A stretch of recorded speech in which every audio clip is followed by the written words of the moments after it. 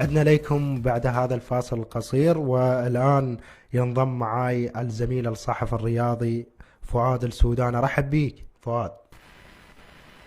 مساء الخير عزيزي سجاد، وعلى ضيوفك الكرام وعلى مستمعي إذاعة من البصرة. تحياتي لك زميلي فؤاد.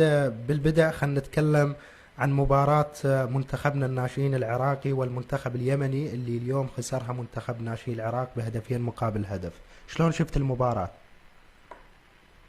والله بصراحة هناك حسرة وألم على المستوى اللي ظهر به المنتخب العراقي مع الأسف الشديد.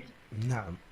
يعني المعروف عن الفئات العمرية في السابق كانت متعة وإثارة تليق بسمعة الكرة العراقية التي عرفت في آسيا وفي الوطن العربي. جيد. أعتقد هناك خلل في اختيار العناصر اللي تمثل فانيلة منتخب الناشئين. يعني الخلل من الكادر التدريبي نصا. هناك لاعبين لا يستحقون تمثيل فانيلة المنتخب العراقي. يعني من المفروض أن يكون تخطيط مسبق لبناء هذا المنتخب بالشكل الصحيح ليظهر خلينا نقول روائع كرة القدم العراقية. هل العراق لا يملك مواهب في المحافظات؟ لا يملك مواهب.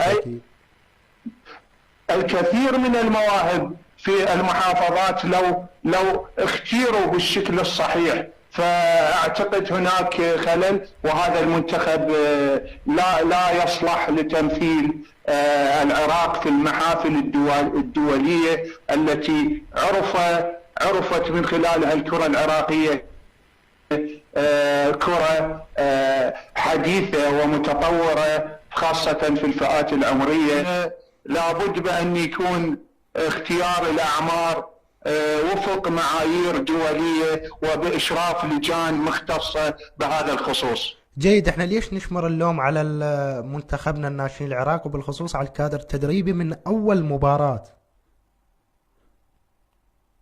اليوم من الصعب أن نتكون منتخب يمثل دولة في الاستحقاقات الخارجية بفترة قصيرة ويكون الاختيار عشوائي. اليوم احنا مطالبين بأن تكون لدينا لجان من المدربين حتى يتم اختيار العناصر المهيئة والقادرة على تمثيل فانيلة المنتخب الوطني العراقي. جيد. ذكر المدرب أحمد كاظم قبل خوض المباراة أمام المنتخب اليمني، ذكر في تصريح مهم جدا، قال يعني الاتحاد العراقي لكرة القدم ما وفر جميع المستلزمات اللي طلبها من عند الكادر التدريبي. بالوقت الحاضر هناك اهتمام كبير ونهضة كبيرة من قبل الاتحاد العراقي لكرة القدم بالخصوص الاهتمام بالمنتخبات الوطنية. جيد. فأعتقد يعني كل الأمور اللي تهيئت للكادر التدريبي أعتقد هي كانت إيجابية من أجل النهوض بواقع الفئات العمرية. هناك في السابق قبل فترة أو قبل أشهر المنتخب هم شارك في بطولات سابقة، ولكن لم نشاهد منتخب الناشئين حقق نتيجة مرضية منذ سنوات، والعراق غائب عن تحقيق بطولة أو كأس باسم منتخب ناشئين العراق مع الأسف الشديد. فهذا أعتقد هناك خلل لابد أن يعالج. هل الخلل في المدرب الكادر التدريبي؟